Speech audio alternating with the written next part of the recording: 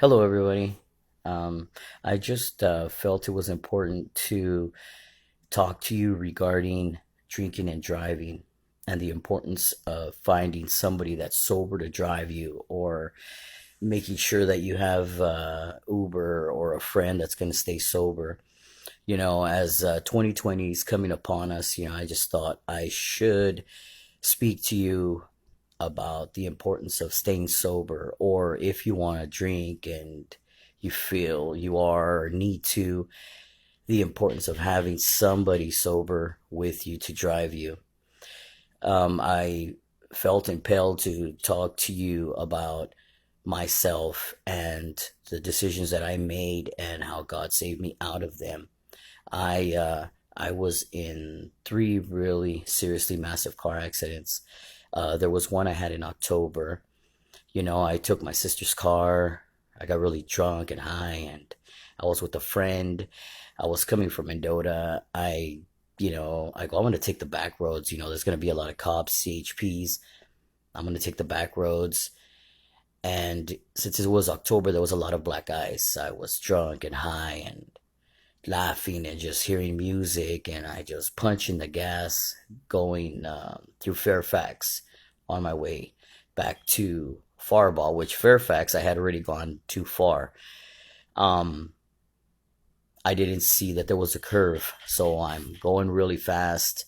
I put the brakes when I do see the curve. There was no sign, it's dark out there, no lights, and me mentally impaired from the alcohol and being high, and we hit the ditch. We hit the ditch so hard that the car went up, back, flipped two times, and we were literally upside down. When I came to, I remember that the seatbelt, I couldn't get out of it. I was smelling gas already. The girl next to me had hurt her knee. I seen her knee kind of cut up.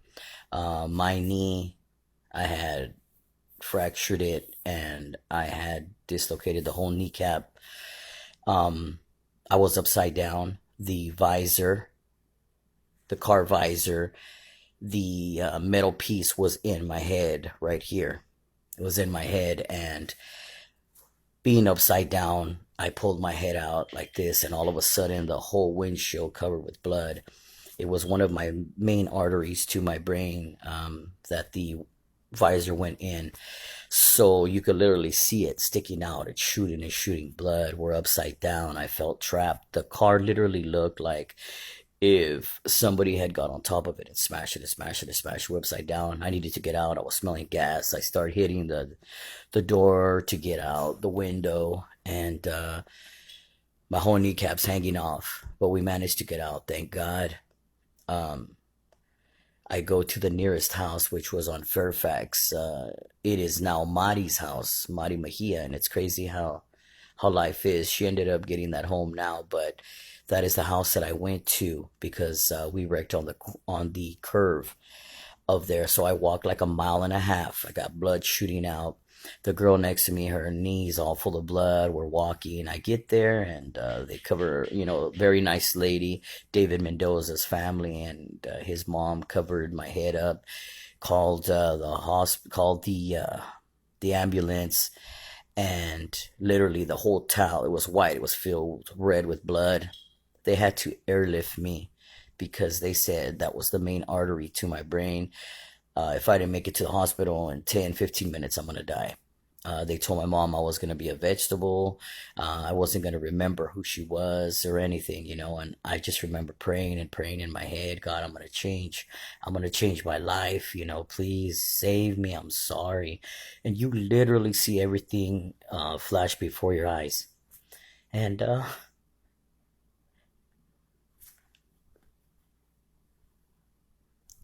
you know, I was flown in the helicopter, and I just remember saying, God help me. I was hearing them talking, she's gonna be brain dead. I ended up having a fracture in my neck. I broke my back, and I ended up going to the hospital. They did surgery on my brain, my head, and I just remember being laying on a wooden wooden thing, they had put me on. I was strapped from my head, from everything, and I just remember opening my eyes and I see my brother-in-law, and my first words were, "I'm hungry," you know, "I'm hungry," so they knew right away I was good. I remembered everybody. I remembered everything. I came out of there. Yeah, I had a fracture in my spine, my neck broken, my leg. I had to have surgery. It was completely the whole knee clamp was dislocated, and uh, and I'm here. The doctors were shocked. I remembered everything, everybody. I was able to walk. I was able to talk. Like I just gotta tell you how important it is for you not to drink and drive. God gave me another chance, and I was ignorant. I still drank and drove again. And I was ignorant, I was very ignorant. I uh I didn't have God in my life. I didn't have guidance. I thought I knew it all. I was young and wouldn't listen to my parents, and we do things like that. Like we think we know everything when we're grown and we don't. Honestly, I'm sorry I got emotional, but when I repeat it and I know that I lived it, it's such a blessing to me. Before I used to think I was really hard, and we were raised to be strong people. Show your emotions. It's a weakness, and it's not a weakness. It's called having a heart, having empathy, and I'm not ashamed to cry. Once I received that Holy Spirit, man, my whole life changed. I feel love, and I feel sympathy, and I feel caring and giving, and my whole life changed. And I love to be emotional now, and I love to be able to express myself and not have it holding in, because all of that will eat you alive like cancer. It will eat at you and eat at you. It's good to let it out, but the whole reason I'm telling you this is that not everybody is lucky, and I've lost a lot of people for drinking and driving. It's not worth it. Think of your kids, think of your family. I know it's fun. I was out there doing that and I thought that was living. It's not living. It's not living. Not at all. We're paying to make ourselves drunk and intoxicated and make fools of ourselves and throw up, and we're paying and buying the stuff that does it to us. It's whatever you're into or whatever you're doing, just please don't drink and drive. Be sober this year. With the new year coming, I ask that you at least pray to God and ask Him for a good year, a prosperous year, a healthy year with your family, with your kids. This year has opened my eyes to so many things. I've lost so many family members. My health, you know, with the Parkinson's, the rheumatoid, the fibro. I'm still walking. I'm still talking. Yeah, I have relapses, but hey, I'm still here. They had assigned me a home health nurse, and when she came, she expected me to be bedridden, and I told her, "Hey, I believe in God and I have faith in God. God still got me walking and talking, and I just felt I needed to share that with you. Hopefully, my story can help you, stay alive today. One of your family members, not to get hurt. It's not worth it. In this new year, seek God. Have talks with your children about God and Jesus and love and caring and giving. Every time I look at Facebook or the news, there's so many kids getting hurt, abused, killed, raped by their own family members. Mothers allowing whoever they choose to be with to watch these kids, and they end up raping 6-month-year olds, like 2-year olds.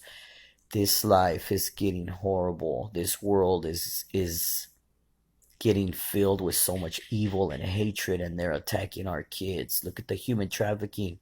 Our daughters, our mothers, anybody, they can't even be out without knowing if somebody's going to put something in the drink, somebody's going to kidnap them. Now they're using tactics of, hey, my van broke down, or using elderly women to get you to come so that they can take you. They're using, people's empathy. Hey, this and this is going on. So be very aware. Women, educate yourself. Always travel in pairs. Always travel with somebody else. If you got to carry mace, if you got to take a defensive class, it's not about being violent. It's about defending yourself. Wise up. Oh, don't be in places by yourself alone. If you meet somebody on Facebook, make sure you take somebody else with you. Just educate yourself, women, because they're attacking us and they're attacking our kids. I wish each and every one of you a prosperous, healthy year. May 2020 bring you love, joy, everything, because it is a new beginning, a new year. But also, God gives us free will. So if things are happening in our lives that we know we should have made a different decision towards it, you can't blame God. You got to understand, He gave us free will. We are the ones that make those decisions. If I hadn't chosen to drive drunk all those times, none of that would have happened. And now as I've aged, you know, uh, all of these things are affecting my body, my health, my joints, my bones, all of these car accidents. I never wanted to listen to my mom, and look at me. Listen to your parents. Seek God always, always. Just know that I'm always here. You guys can inbox me if you want my number. I'm here for you. And I genuinely mean it. Everything you guys tell me will be non-judgmental. I will be straightforward with you. I could pray with you, pray for you, pray over you. Seek God. Seek God and be safe. I love you guys. If you're on my page, it's for a reason. God bless you.